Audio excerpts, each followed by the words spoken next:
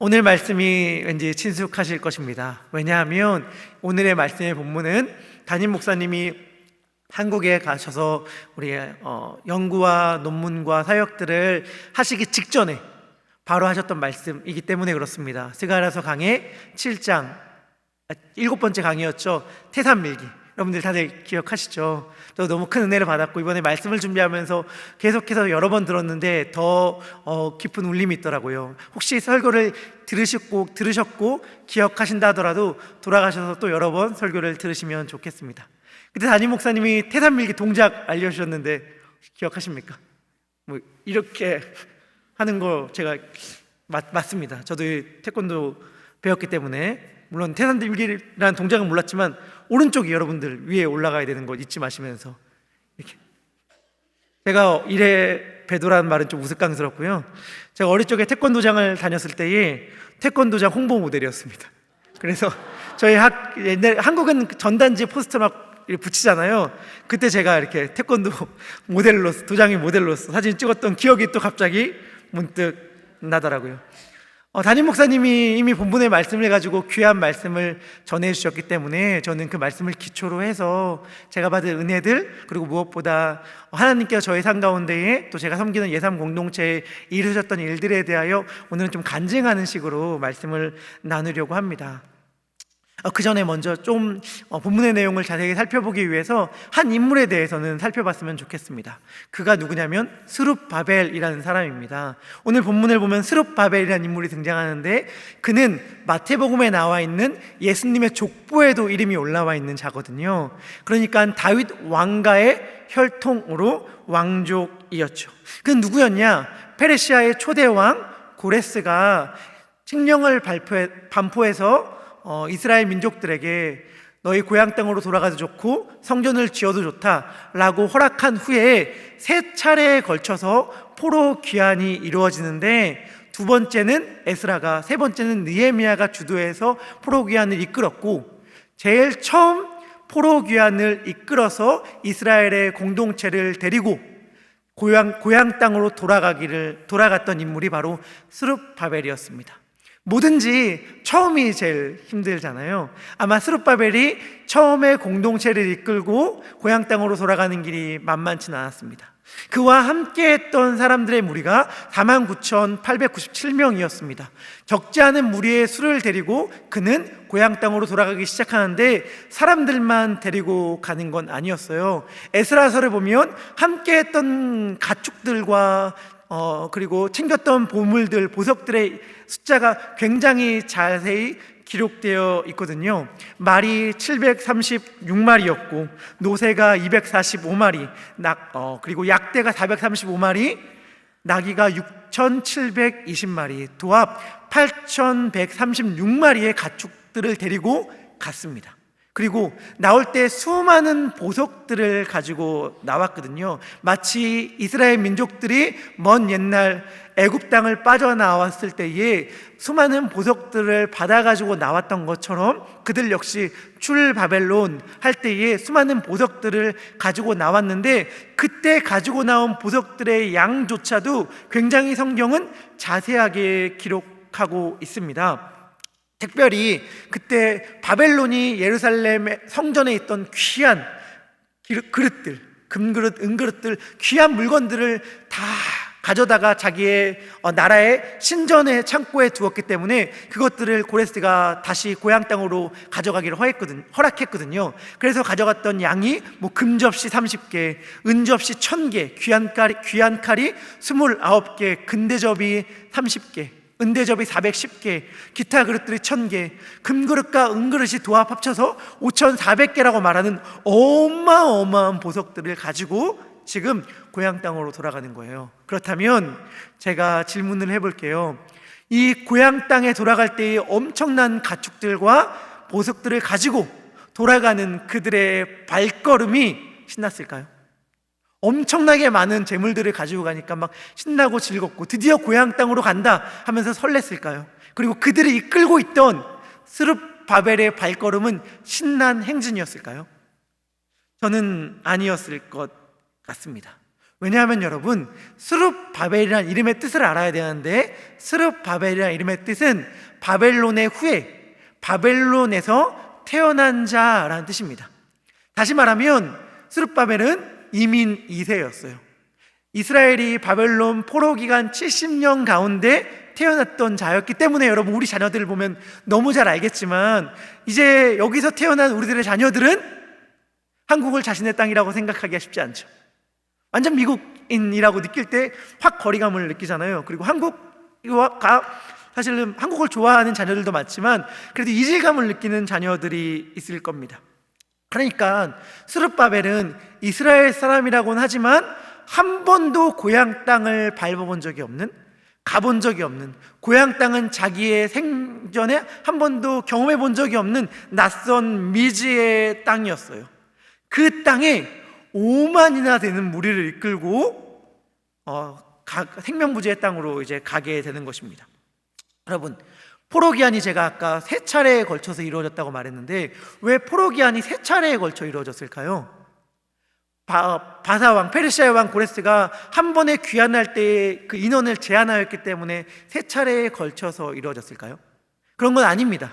왜 3차례에 걸쳐 이루어졌냐면 그만큼 딱 고향으로 돌아가서 좋다라고 말할 때 신나서 발에 묻힌 먼지를 털고 일어나서 고향 땅으로 돌아가는 발걸음이 그렇게 생각보다는 많지 않았다는 것을 보여줍니다.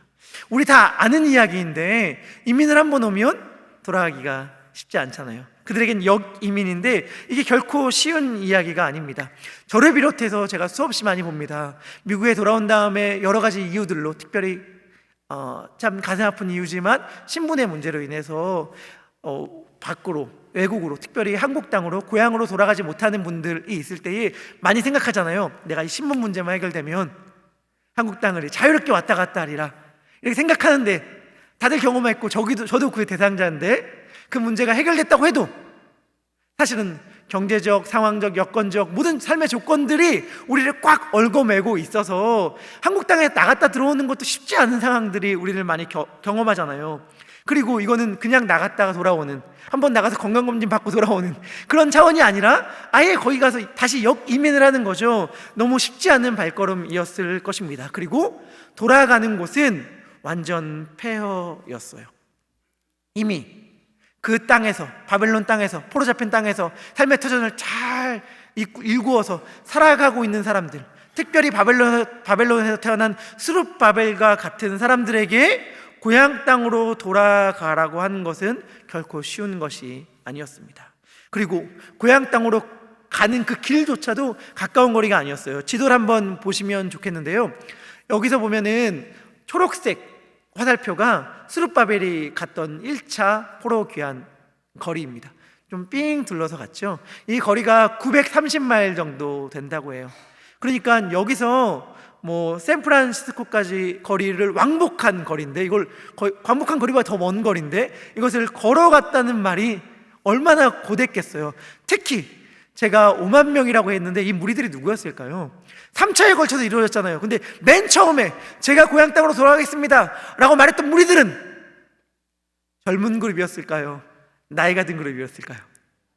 당연히 나이가 든 그룹 아니었겠습니까? 근데 죽기 전에 한번 다시 고향 땅을 밟아보리라, 나 살아 생전에 고향 땅은 다시 못 돌아갈 줄 알았는데 이러한 기회가 나에게, 이러한 은혜가 나에게 주어졌으니 결코 놓칠 수 없다 라고 말하지만 몸은 예전같이 않아 굼뜨고 힘든 사람들이 무리의 대부분을 차지했을 거란 말입니다. 이 사람들을 이끌고 험한 길을 걸어가야 하는 스룹바벨의 마음은 결코 가볍지 않았을 것입니다.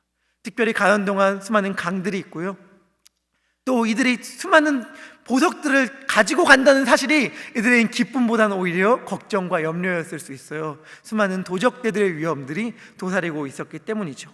그렇기 때문에 정말 고향 땅으로 돌아가는 이 길, 그리고 고향 땅으로 돌아가서 성전을 짓는 이 일들은 스룹바벨에겐 어마어마한 큰 산처럼 느껴졌을 것입니다. 그리고 반대로 자기는 너무너무 작고 초라하고 시시한 존재로 느껴졌겠죠. 큰 산 앞에서 너무나도 초라한 나, 그 스룹바벨에게 하나님은 스가랴를 통해서 오늘 본문인 5번째 환상을 보여주고 있는 거예요. 특별히 환하게 빛을 비치고 있는 순금 등대 옆에 두 감람나무, 올리브 나무를 통해서 하나님은 스룹바벨을 격려해 주십니다. 끊임없이 하나님께서 기름을 공급해 주실 것이다, 하나님께서 끊임없이 힘을 더하여 주실 것이다 라고 말씀하여 주세요. 스가랴가 환상 가운데 본 순금 등잔에는 7 등잔이 있었고 7 등잔에는 기름을 넣는 7 관이 있었습니다. 그렇기 때문에 그 관은 7, 7에 49고 49는 희년의 숫자죠. 여러분, 희년 다들 알고 계시지 않습니까? 희년은 뭐죠? 종되었던 자에게 자유를 선포하는 해죠. 예수님께서 죄와 사망에서 우리를 진정으로 자유하게 하기 위하여 이 땅 가운데 오셨고, 그러기 위해 사역을 시작하실 때에 회당에서 이사야 61장의 말씀을 인용하셔서 다음과 같은 말씀을 하셨습니다. 누가복음 4장 18절 19절의 말씀인데 우리 함께 읽도록 하겠습니다. 시작. 이는 가난한 자에게 복음을 전하게 하시려고 내게 기름을 부으시고 나를 보내사 포로된 자에게 자유를, 눈먼 자에게 다시 보게 함을 전파하며 눌린 자를 자유롭게 하고 주의 은혜를 전파하게 하려 하심이라 하셨더라. 아멘. 주의 성령이 임해서 예수님이 희년을 선포하셨습니다. 사실 이 예수님이 하신 게 진짜인데 이 예수님의 사역의 예고편이 오늘 나오는 거예요. 이것을 하나님께서 스가랴를 통해서 스룹바벨에게 말씀하여 주십니다. 내가 성령을, 나의 영을 끊임없이 공급하여 줄 터이니 너는 종에서 해방된 진정한 자유의 해, 진정한 자유를 선포해라. 이게 스룹바벨이 받은 사명이었습니다. 진정한 해방은 어디서 오죠? 진정한 해방은, 진정한 자유는 우리가 있어야 할 그 자리에 있을 때에 옵니다. 남편은 남편의 자리에, 아내는 아내의 자리에, 자녀는 자녀의 자리에 있을 그때에 진정한 자유가 오는 것이고, 자유가 깨지고 확 매임이 오는 순간은 언제냐면 그 자리를 이탈할 때죠. 남편이 남편의 자리를 이탈할 때에, 아내가 아내의 자리를 이탈할 때에, 자녀가 자녀의 자리를, 부모가 부모의 자리를 이탈할 때에 우리는 순식간에 자유를 상실합니다. 우리가 진짜 있어야 될 자리는 어디입니까? 우리가 진짜 있어야 될 자리는 우리가 원래 있어야 될 그 자리, 예배의 자리죠. 그래서 하나님은 종되었던 그들에게 진정한 자유를 주시기 위해 성전을 건축하라고 하시는 거예요. 성전을 건축해서 거기서 예배를 드림으로 그들에게 참 자유를 주시기 위해서 이 사명을 스룹바벨에게 주시면서 하나님은 약속하였습니다. 걱정하지 마라. 너의 앞에 산이 아무리 커 보인다 하더라도 전혀 두려워할 것이 없는 이유는 내가 성령을 끊임없이 너에게 공급해 줄 것이기 때문이다 라고 약속하여 주십니다. 스가랴서 14장 6절의 말씀입니다. 우리 6절의 말씀 함께 읽도록 하겠습니다. 시작.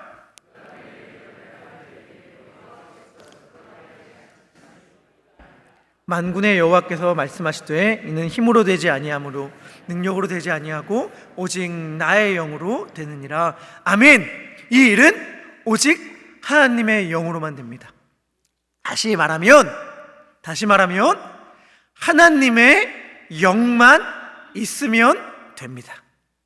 하나님의 영만 함께하면 이 엄청나게 어려워 보이는 태산과도 같은 일들이 가능한 거예요. 포로 귀환하여 성전을 건축하는 이 길, Return and Rebuild의 이 말씀이 저에게는 특별히 가슴에 많이 와닿았습니다. 왜냐하면 제가 예삼이라는 청년 공동체에 처음 갔을 때가 생각났기 때문입니다. 2020년 8월에 코비드가 한참 심해서 현장 예배가 닫혀있던 그때에 담임 목사님이 저를 부르셨습니다. 저를 불러서 청년부를 담당하는 게 어떠냐고 말씀하셨을 그 순간을 전 너무나도 분명하게 또렷이 기억하고 있습니다. 담임 목사님께서 저에게 말씀하셨죠. 강 목사, 나는 강 목사가 청년부를 맡았으면 좋겠는데 절대로 진짜로 못하겠다 라고 하는 이유가 아니면 맡아였으면 좋겠다라고 말씀을 해주셨어요. 저는 목사잖아요. 저의 아내와도 제가 자주 나누는 말인데 목사는 뭐냐라고 하면 목사는 교회를 위해 존재하는 자죠. 담임 목사님이 청년부가 아니라 영화부를 가라고 해도 영화부를 가야 하는 존재가 바로 목사인 저잖아요. 그리고 이제 교회 사역을 그만하면 좋겠다라고 말하면 감사합니다, 너무 그동안 은혜였습니다 라고 고백하고 떠나야 되는 존재가 우리다 라는 말을 늘 아내랑 나누기 때문에 담임 목사님이 청년부 가라고 했을 때에 당연히 아멘 하고 간다고 말씀드렸고 나왔지만 제 마음은 결코 가볍지만은 않았습니다. 예수님이 공생의 사역을 3년 반 하셨다고 하는데 제가 작년 사역을 한 3년 반 정도 했거든요. 제가 맨 처음 베델에 왔을 때의 나이가 30대 초반입니다. 지금도 혹시 저를 그렇게 봐주시는 분들이 있다면 너무 감사하겠지만 30대 초반에 제가 어른들 사역하냐고 섬기는데 뭘 얼마나 했겠어요. 지금도 부족함과 엉터리 투설인데 그때는 진짜 뭐 제대로 하는 게 아무것도 없었겠죠. 정말 베델 성도님들의 무한한 참음, 인내, 격려, 사랑을 힘입어서 제가 그 시간을 보낼 수 있었거든요.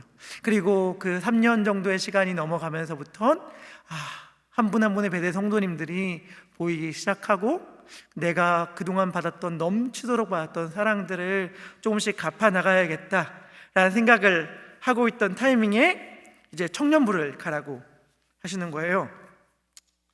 마음이 싫다는 마음은 아니었지만 마음이 무거웠던 이유는 일단 한 부서를 책임지기에는 내가 너무 작고 초라하게 느껴졌을 뿐 아니라 그 시기 자체가 코비드로 현장 예배가 닫혀있던 시기였단 말이죠. 청년들을 만날 수도 없던 시기, 신방도 할 수 없던 시기였습니다. 그리고 저희 전인 사역자분들 아마 여기서 기억하시는 분들, 좋은 기억, 아름다운 기억 갖고 계신 분들 너무 많을 터인데 저도 그랬고요. 제가 너무 흠모하고 탁월하게 생각했던 전임 목회자분 뒤에 간다는 것 자체도 저에게는 너무나도 큰 부담감이었습니다. 사람들이 묻습니다. 코비드 때 현장 예배도 없었는데 처음 청년부에 가서 힘들지 않으셨어요? 라고 묻는데 저는 그때마다 정말 솔직하게 대답합니다. 정말 기억이 없어요. 제가 그때 뭘 했는지, 그때 무슨 사역을 했는지에 대한 기억이 없습니다. 닫혀있는 예배당 한가운데에서 찬양팀 친구들이 몇 명 있는 상황 가운데 카메라 뒤에 그리고 2층에 미디어팀 청년들이 몇 분 있는 들 가운데에 말씀을 전하고 허공에 대고 하나님의 말씀을 전하고 내려오면 제가 잘했는지 못했는지는 둘째 치고 뭘 했는지도 몰랐습니다. 얼굴도 모르는 청년들을 만날 수도 없는 상황에서 온라인으로 이것저것을 하려고 하는데 하는 것마다 제대로 되지 않았기 때문에 계속 실패하고 안 된다라는 생각들만 가득했습니다. 제가 처음 청년들 리더들 놓고 온라인으로 교회 교육을 하면서 교회가 마치 유명한 루터의 책 제목인데 교회의 바벨론 포로, 교회의 바벨론 유수라는 책을 인용해서 교회의 코로나 유수, 교회가 코로나의 포로가 된 것 같다 라는 말씀을 가지고 청년들과 함께 독려하면서 이 시기 가운데 잘 견디고 이겨나가고 이 시기 가운데 우리가 있는 곳이 하나님의 성전이 되어야 한다. 마치 하나님께서 바벨론 땅에 거하는 시온아라고 말씀하여 주시면서 바벨론 땅에서 성소가 되어 주셨던 것처럼 우리 각자의 집에서 성전이 되어야 된다라고 이야기했지만 사실은 그 모든 과정들이 제대로 되는 것 없이 다 실패고 수포로 돌아가는 것만 같았습니다. 날마다 지쳤고 힘든 상황들이 매주마다 반복되었습니다. 같이 사역하시는 분들이 묻습니다. 목사님, 힘들어 보이시는데 뭐가 제일 힘들어요? 그때 제가 얘기했던 건 늘 한결같이 변함없이 이렇게 대답했어요. 미안한 게 제일 힘듭니다. 미안한 게 제일 힘듭니다. 그러니까 저 같은 부족한 자가 이 시기, 이 어려움의 시기 가운데에 청년부의 담당 사역자라는 사실에 정말 늘 미안했습니다. 아무것도 되지 않는 상황들 가운데서 최소한 그때에, 물론 청년들은 다른 마음이었을지 모르겠지만 저는 청년들이 어떤 예배나 교회나 사역자에 대한 기대감이 없다고 느껴졌어요. 그래서 코로나로 인하여 포로된 그들을 다시 예배당으로 불러들여 다시 성전을 짓는 그 길, 다시 예배를 세우는 그 일이 저에겐 너무나도 큰 산처럼 느껴졌고 그에 비해서 저의 역량은 너무나도 부족해서 작은 일도 제대로 감당할 수 없는 자처럼 경험되었습니다. 예3채플이 올해 딱 15주년이 되었거든요. 2008년에 예삼치프를 시작했을 때 아마 여기 계신 오래된 베델의 성도님들은 다 알 거예요. 남가주의 신화와 같은 이야기. 저는 전설처럼만 듣고 있는 그런 이야기들 말이죠. 이 예배당을 가득 채운 예전 성전, 마치 솔로몬 성전의 위용과도 같은 이야기들을 건네 들으면서 우리 청년분들도 이제 그렇게 돼야 되는데, 옛날엔 이랬어, 옛날엔 저랬어, 이런 이야기를 들을 때마다 그 옛날에 찬란한 솔로몬 성전의 영광을 떠올리며 반대로 그와 너무나도 극단적으로 대비돼요. 저의 전임 사역자가 너무 탁월하게 다시 공동체를 일으키려고 했지만 코비드로 인하여 확 가라앉은, 그래서 어찌 보면 저는 이런 표현을 쓰기에 이런 표현이 잘못됐다고 생각했지만, 그때의 제 마음으로는 폐허와도 같은 그 현실들이 완전히 대조가 되어서, 옛 영광과 대조가 되어서 너무 현실이 버겁고 힘들었습니다. 그렇지만 은혜는 여전히 있어서 제가 너무나도 감사했던 것은 마치 감람나무에서 뻗어나온 두 가지가 끊임없이 성령님 기름을 공급해 줬던 것처럼 담임 목사님이 저에겐 그러한 존재가 되어주셨어요. 담임 목사님은 그 시기 가운데 단 한 번도 저에게 예삼의 청년들의 출석, 예배, 모습들에 대하여 한마디도 얘기하신 적이 없었습니다. 그저 신뢰와 참음과 기다려줌으로 함께해 주셨습니다. 그게 저에겐 엄청나게 큰 힘이었고 지금도 그렇습니다. 그런데 그럴수록 죄송한 거죠. 그럴수록 죄송한 거죠. 뭐가 제대로 안 되고 있으니까, 하나도 제대로 되는 게 아무것도 없으니까 말이죠. 저라는 존재는 아까 얘기했듯이 목사라는 존재는 교회를 위해 존재해야 되는데, 제가 교회를 위해서 하고 있는 것이 정말 전혀 없구나. 그냥 맨날 허공에다 아무도 안 듣는지 모르는 메시지만 외치고 돌아오고, 그 다음에 연락되거나 뭔가 대화가 되거나 소통이 되는 것들이 거의 없다고 느껴지는 현장 한가운데에서 나는 무엇을 하고 있는가 라는 생각이 들 때에 제가 교회에 하나도 보탬이 되고 있지 않다는 생각들 때문에 참, 이걸 계속하는 게 맞나? 이 사역을 계속하는 게 맞나? 내가 여길 떠나는 게 교회와 청년들을 위해서 도움이 되는 게 아닐까라는 생각들을 늘 매주 매일 매 순간 하게 되었습니다. 맨날 정말 그 생각이었어요. 그 생각에 단단히 사로잡혀 있던 저에게 어느 날 주님께서 이렇게 말씀하여 주셨습니다. 문구야, 너는 맨날 너가 무슨 일을 한 다음에는 하나님이 다 하셨습니다 라고 고백해 놓고서는 지금 무슨 일들이 막히고 안 되니까, 그리고 너의 힘이 부족하다고 느껴지니까 못한다고 이야기하는가? 만약에 너가 그렇다면 너가 이때까지 해왔던 모든 사역들도 내 힘이 아니라 너 힘으로 감당해 왔다고 생각하는 것인가? 라고 말씀하여 주시면서 너의 힘으로 하는 것이 아니라 나의 영으로 하는 것이다 라고 하는 마음을 주셨습니다. 그러면서 저에게 두 가지 사실을 깨닫게 해주셨어요. 그것이 뭐냐면, 하나님이 나보다 예삼의 청년들을 더 사랑하신다. 그리고 하나님이 나보다 더 지혜로우시다. 너무 당연한 이 사실이 저에겐 굉장히 특별하게 와닿았습니다. 왜냐하면 저는 저 같은 부족한 자가 여기 있는 게 청년들한테 미안해서 떠나려고 했거든요.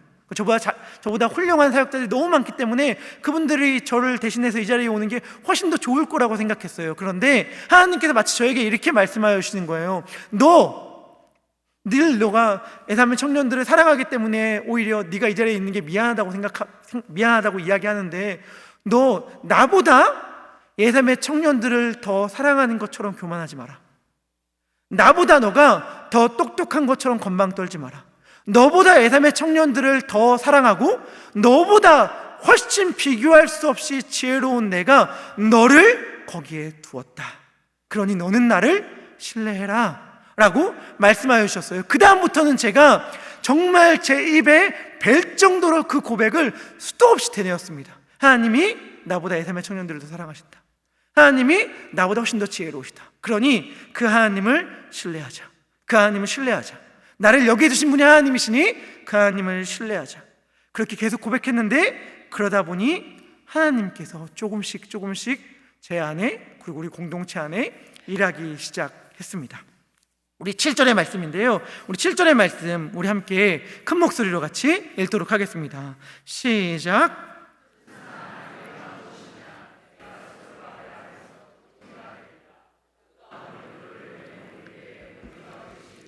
은총이 그에게 있을지어다 하리라 하셨고, 아멘. 하나님께서 말씀하십니다.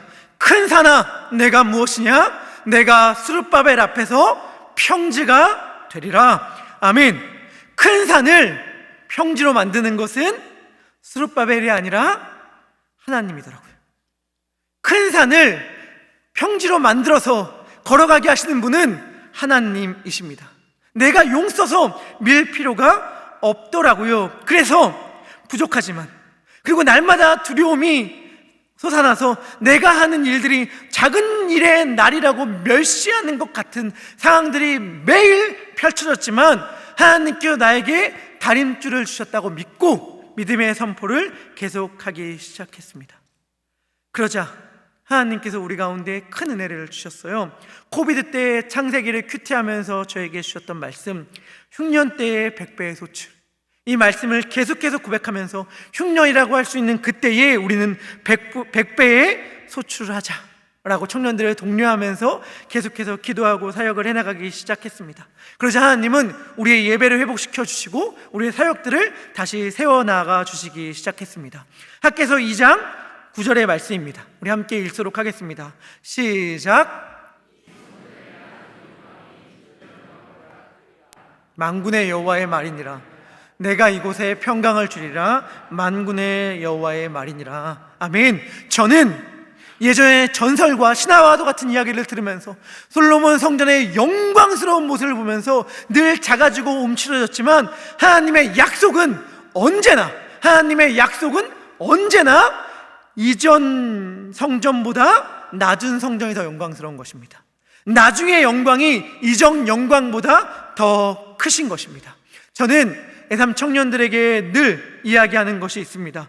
우리를 평가하는 기준은 우리가 지금 어떠한 모습으로 살아가느냐가 아니다. 우리가 지금 얼마나 뜨겁게 예배하느냐가 아니다. 우리가 얼마나 열심히 하나님을 붙잡고 신뢰하느냐가 하나님 앞에서 우리들의 모습을 평가하는 기준이 아니라, 나는 그렇게 생각한다. 뭐냐면 어제보다 더 하나님을 사랑한다면, 어제보다 예수님을 더 사랑한다면 완전히 충분하다. 어제보다 오늘, 앞으로 나아가는데 한 발짝 한 발짝, 한 걸음 한 걸음 예수님을 더 사랑하고만 있다면 지금 우리들의 모습이 아무리 연약해 보이고 초라해 보인다 하더라도 그것으로 완전히 충분하다라는 이야기를 늘 합니다. 정말 뜨겁게 예배드렸는데, 정말 열심히 헌신하고 섬겼는데 그게 다 지난 날의 추억이야.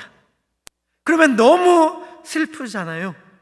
그러나 하나님은 반드시 큰 산을 밀어버리시고 그곳 가운데에 이전 영광보다 더 큰 영광의 성전을 지으실 것입니다. 하나님께서는 이미 우리 가운데에 그 일들을 행하고 계시고, 저는 지금 제가 뭘 이뤘다고 말하는 게 전혀 아니잖아요. 그렇지만 확신하는 게 있어요. 뭐냐면 하나님의 성령이 우리와 함께 하신다면 그것이면 완전히 충분하구나. 하나님의 약속만 우리에게 붙잡고 있다면 우리들의 삶의 현실이 어떠한 모습이라 하더라도 완전한 은혜이구나 라는 것을 붙잡게 되었고, 그 말씀을 붙잡고 나아가니 하나님이 정말 제가 있을 때의 예삼 가운데에 위대하고 놀랍고 은혜로운 일들을 많이 펼쳐나가 주셔서 지금도 대학생들 그룹이, 지금 대학생 그룹들만 지금 수련회에 올라가 있는 청년들이 한 85명 되거든요. 그 친구들이 지금 수양관에 가서 하나님께 뜨겁게 예배하고 찬양하는 그런 모습들을 볼 때에 저는 하나님께서 이 모든 일들을 이루셨구나, 하나님께서 큰 산을 밀어 평지로 만드셨구나 라고 고백할 수밖에 없습니다. 제가 살면서 조심스럽지만 거의 좀 과장을 살짝 보태서 계시적으로 받았다라고 하는 말씀이 세 구절이 있습니다. 한 구절은 뭐냐면 저의 죄의 무게가 너무너무 저를 짓눌러서 제가 견딜 수가 없어서 한밤중에 차를 타고 기도원을 올라갔었어요. 기도원을 올라가서 하나님, 저의 죄의 무게가 저를 짓눌러 죽겠습니다. 저는 주 앞에 죄를 지은 죄인인데 죄의 싹은 사망이라고 하셨으니 저는 죽을 수밖에 없습니다. 어찌하면 좋겠습니까? 라고 할 때 하나님께서 벼랑간 저에게 주신 말씀, 디모데전서 1장 15절, 예수님께서 죄인을 구하러 이 땅 가운데 오셨다는 말씀을 주신 적이 있고요. 한 해를 마무리하고 새 해를 맞이하는 때에 잠을 자고 있는 중에 갑자기 꿈속에서 하나님께서 번개처럼 저에게 꽂아주신 말씀이 하나 있었는데, 그게 야고보서 2장 13절, 긍휼은 심판을 이기고 자랑한다는 말씀이었습니다. 그리고 여기서 자세하게 말씀드리기는 어렵지만, 제가 대학생 시절에 교회 기도실에서 혼자 기도하면서 하나님과 시간을 보내다가 하나님이 굉장히 신비한 방법으로 저에게 말씀을 하나 허락해 주셨어요. 그게 학개서 2장 23절의 말씀입니다. 학개서 2장 23절의 말씀인데 우리 같이 한번 읽어봤으면 좋겠습니다. 학개서 2장 23절입니다. 시작.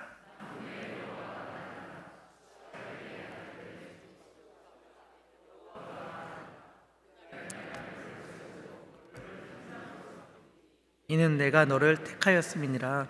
만군의 여호와의 말이니라 하시고. 아멘. 저의 연약함과 죄됨과 참 초라함은 늘 저를 고발하죠. 너는 할 수 없어, 너는 못해, 네가 무슨 이 어마어마한 큰 산과 같은 일들을 감당할 수 있겠어, 네가 무슨 청년들을 와서 예배 자리로 다시 회복시키고 성전을 짓는 일들을 어떻게 감당할 수 있겠어? 라고 늘 저에게 속삭이는 목소리가 있을 때에 저는 저에게 주신 하나님께 주신 이 말씀, 학개서 2장 23절의 말씀을 떠올립니다. 하나님이 나를 인장도장으로 삼으셨다. 하나님이 나를 택하셨다. 제가 하나님을 택한 것이 아니고 하나님이 저를 택하셨습니다. 우리 모두 다 마찬가지죠. 우리가 하나님을 택한 것이 아니라 하나님이 우리를, 여기 계신 모든 분들을 택하여 주셨습니다. 그리고 우리들에게 말씀하여 주십니다. 큰 산아, 내가 무엇이냐? 스룹바벨 앞에서 평지가 되리라. 지금 여러분들 앞에 놓여있는 그 일들이 마치 거대한 산처럼 느껴지십니까? 나는 그 일 앞에서 너무나도 작고 초라한 존재처럼 느껴지는 분들이 계신가요? 괜찮아요. 왜냐하면 하나님은 한 번도 우리 보고 그 산을 밀어버리라고 말한 적이 없기 때문이에요. 하나님은 그저 선포하시는 거예요. 큰 산아, 내가 무엇이냐? 스룹바벨 앞에서 평지가 될 것이다. 여러분들 앞에 놓인 큰 산을 향해서도 하나님은 동일하게 말씀하여 주십니다. 큰 산아, 내가 무엇이냐? 내가 사랑하는 베델의 성도들 앞에서 평지가 될 것이다. 아멘. 그러니 두려워하지 마십시오. 두려워할 필요가 없습니다. 이 일들을 우리가 감당하는 것이라면 두려움에 사로잡혀 마땅하겠지만, 이 일들은 우리가 할 일들이 아니에요. 자녀들의 문제를 놓고 고민하시나요? 여러분, 하나님이 우리보다 그 자녀들을 더 사랑하시며 우리보다 더 지혜로우십니다. 그 하나님이 우리를 부모로 허락하여 주셨어요. 그 하나님을 신뢰합시다. 그 일들을 우리가 해결하기에 너무 작다고 느껴집니까? 하나님이 우리보다 더 지혜로우십니다. 우리보다 더 지혜로우신 하나님이 우리를 그 문제 한가운데에 두셨다는 사실을 생각합시다. 우리는 그래서 그 문제를 해결하기 위해 힘을 기르고 노력해야 되는 자가 아니라 그 문제를 해결하리라 말씀하시는 하나님을 신뢰해야 하는 자이며, 그 일들을 가능하게 하기 위하여 하나님은 지금도 끊임없이 성령님을 우리 가운데에 허락하셔서 새 힘으로 격려하고 계십니다. 우리 그러한 마음의 고백을 담아 함께 찬양하겠습니다. 제가 2017년에 베델에 처음 왔을 때 사실은 베델을 지원했던 부서가 청년 부서였습니다. 하나님께도 신비하게 청년 부서에 지원했던 저를 제가 베델교회 사역을 시작하기도 전에 보직을 바꾸셔서 작년 부서로 옮겨주셨거든요. 하나님의 이 어마어마한 세심한 손길과 인도하심은 제가 감히 측량할 수가 없어요. 제가 부족하지만 작년 사역을 하면서 귀한 사랑을 받고 청년부에 가니까 하나님께서 왜 나에게 작년 부서의 사역들을 맡기셨는지가 다 깨닫게 되는 거예요. 정말 작년 성도님들이 얼마나 이 부족한 자 누구보다 잘 알기 때문에 격려하시고 응원해 주시는지, 그 하나님이 우리의 인생을 인도해 주십니다. 저를 부르시는 하나님은 우리들을, 너무 당연한 말인데 여기 모인 모든 분들을 스룹바벨로 부르십니다. 우리 앞에 있는 산과 같은 문제들, 바다와 같은 문제들도, 불과 같은 문제들도 주님 의지하며 넉넉히 승리할 줄 믿습니다. 우리 그러한 마음을 가지고 우리 함께 찬양하도록 하겠습니다.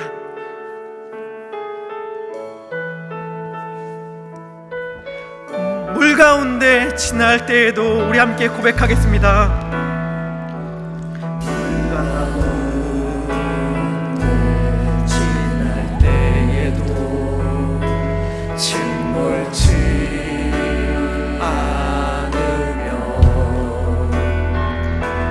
불 가운데 행할 때에도 너를 상치 못하게 하시니 너를 지명하여 부르신 하나님 큰 사랑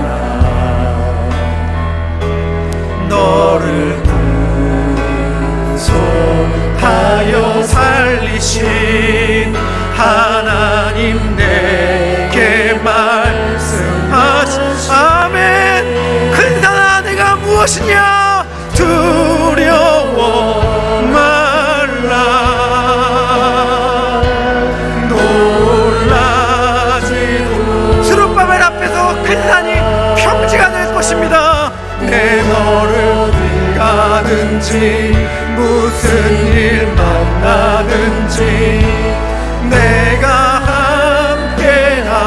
함께하리라 하네. 두려워 말라 놀라지도 말라 내가 널 붙들리라 너를 도우리라 주님야. 우리 처음부터 다시 찬양하겠습니다. 물 가운데 지날 때에도 물 가운데 지날 때에도 주님 침몰치 않으며 주님의 약속입니다. 불 가운데 행할 때에도 너를 상치 못하게 하시리 너를 지명하여 부르신 하나님 큰 사랑 너를 구속하여 살리신 하나님 내게 말씀하시네 아멘. 두려워 말라 두려워 말라 놀라지도 말라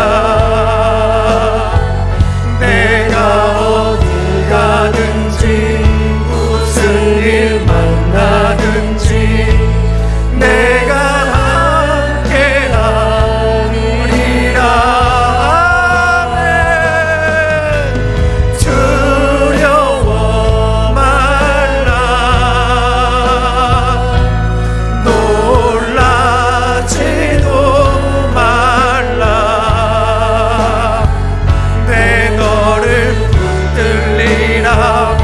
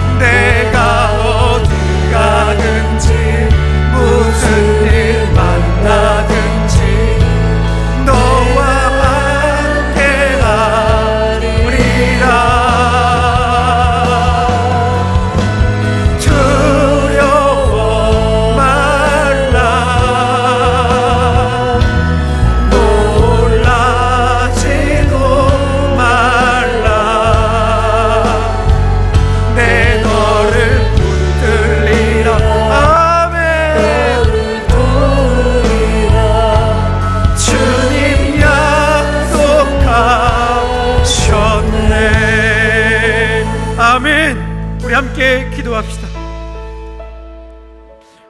스스로가 너무 작게 느껴져 초라하다고 느끼는 분들 계십니까? 옛날엔 나도 잘 나갔는데 지금은 형편없이 되어버렸어 라고 말하시는 분들이 있나요?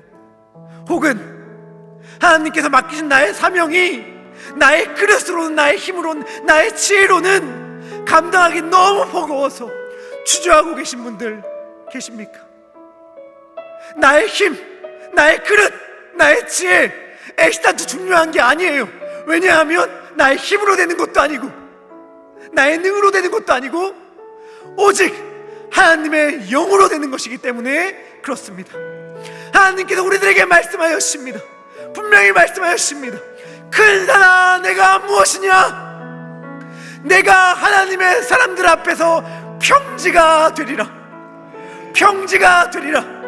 이 시간 우리의 삶을 억누르고 있는 대상과 같은 문제들을 주 앞에 정직하게 고백하며 주님, 주의 약속을 신뢰하겠사오니 이 모든 문제들이 평지가 되게 하여 주시고 그 앞에 우리가 주의 성전을 지어 이전 영광보다 더한 위대하고 아름다운 예배를 드리는 자가 되게 하여 주시옵소서. 이러한 기도의 제목을 가지고 우리 간절히 주 앞에 기도하도록 하겠습니다. 기도하겠습니다. 하나님 아버지 기도합니다.